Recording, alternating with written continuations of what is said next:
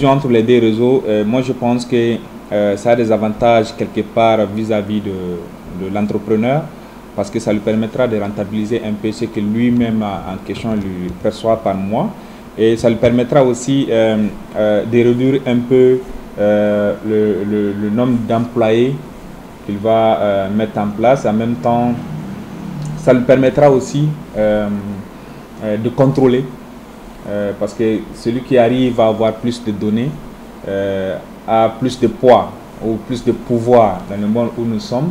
Surtout quand on regarde aujourd'hui sur Facebook, quand on regarde celui qui gère cela, dans les autres pays, surtout les grands pays tels qu'aux États-Unis, il n'est pas n'importe qui. Il peut bloquer même le président de la République, comme on l'a vu ces derniers temps. Il a bloqué l'ancien président des États-Unis, Donald Trump. Je pense qu'avoir WhatsApp aussi, ça lui permettra aussi d'avoir toutes ces données, et ça lui permettra aussi d'avoir un certain nombre de données à son niveau et un nombre de poids élevé. En termes d'inconvénients, c'est par rapport aux utilisateurs, parce que quand on regarde sur WhatsApp, souvent, sauf si on est en contact avec la personne, sinon la personne ne peut pas regarder notre profil ni regarder notre statut, et on échange avec des gens en fonction des gens de numéros. Par exemple, moi je connais quelqu'un, il a mon numéro, j'ai son numéro, on peut échanger à travers ça. Et aussi on peut créer des groupes entre nous, restreindre une famille, mais quand ça va être fusionné entre les deux, peut-être que les données de WhatsApp aussi vont se retrouver sur Facebook, et Facebook n'a pas de limite.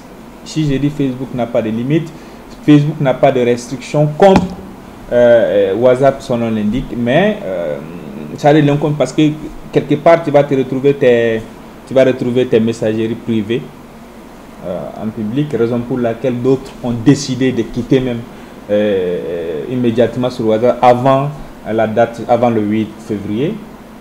D'autres aussi ont décidé d'y rester, mais voir éventuellement ce que ça va donner. Mais en tout cas, il y a des inconvénients parce que votre vie privée peut se retrouver sur la place publique sur Facebook. Sur Facebook aussi, ça peut être partagé avec d'autres personnes. Donc moi, je pense que ça a des inconvénients vis-à-vis des utilisateurs, mais ça a des avantages aussi parce que celui qui arrive à fusionner les deux a plus de poids, a plus de pouvoir devant lui, parce qu'avoir les bases de données de toutes, pratiquement 1 milliard de personnes ou 2 milliards de personnes, c'est beaucoup, et je pense qu'ils cherchent que ça, avoir un poids au niveau national, au niveau international. Ce qu'il y a lieu de faire aujourd'hui, chaque pays peut créer son réseau social. Chacun, il faut que les autres, par exemple, Facebook ont commencé dans une université juste pour échanger, et aujourd'hui tout le monde utilise. Je pense que ce qu'il y a lieu de faire, nous aussi, si on a peur d'utiliser WhatsApp ou Facebook pour ne pas trouver nos vies privées sur la place publique, que nos ingénieurs aussi nous proposent autre chose. Parce qu'aujourd'hui, on n'a pas d'autre choix que d'utiliser WhatsApp ou Facebook pour nous permettre aussi d'échanger avec d'autres personnes dans le monde entier. Et aujourd'hui, si on arrive à avoir un réseau social malien qui peut donner même à titre comme Facebook et WhatsApp, je pense que tant mieux. Mais dans les cas contraires, les gens sont obligés d'utiliser ou aller sur d'autres plateformes. C'est la même chose.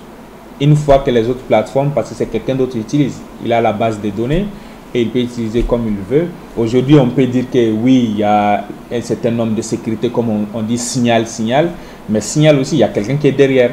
Et cette personne a déjà la base de données. Et cette personne aussi, il peut partager comme les autres.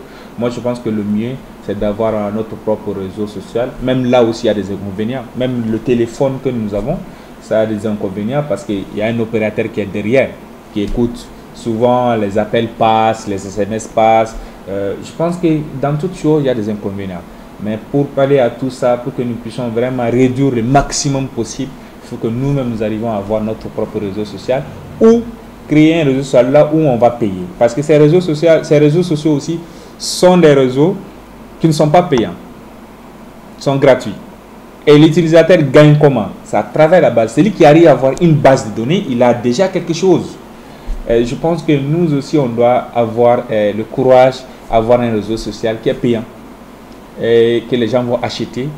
Et quand un jour viendra, tu trouveras aussi tes données sur la place publique, tu vas te plaindre quelque part parce que tu as acheté et qu'il y a des garanties aussi. Je pense que c'est la meilleure solution. Mais une fois que c'est gratuit, voilà, on peut s'attendre à tout. Et tout ce qu'on partage aujourd'hui, ça peut se retrouver demain contre nous. Et faire attention, ces réseaux sociaux sont là pour nous permettre en fait d'échanger avec le monde, mais ils ne sont pas là pour dénigrer ou pour partager la vie privée de quelqu'un. Je pense qu'on doit utiliser à bon escient pour que nous puissions profiter le maximum possible. Parce qu'à un moment donné, on avait des difficultés pour avoir quelqu'un, il faut se déplacer. Et pour voir un ami qui se trouve au Azerbaïdjan, il faut se déplacer ou envoyer une lettre ou quelque chose. Mais aujourd'hui, on a un réseau qui nous permet vraiment d'échanger en direct. Je pense qu'on doit profiter et faire extrêmement attention. Tout ce que nous partageons, tout ce que, même souvent, partager un simple bonjour, ça peut se retourner contre nous un jour. Donc, on doit mesurer et réfléchir 2 ou 3 fois avant de partager quelque chose.